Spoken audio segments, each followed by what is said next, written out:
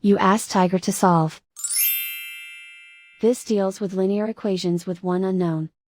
The final result is x equals 1/20. Let's solve it step by step. Group all constants on the right side of the equation. Subtract 1/5 from both sides. Group like terms. Combine the fractions. Combine the numerators. Reduce the zero numerator. Simplify the arithmetic. Find the lowest common denominator. Multiply the denominators.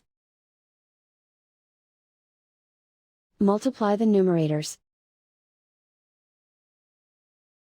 Combine the fractions.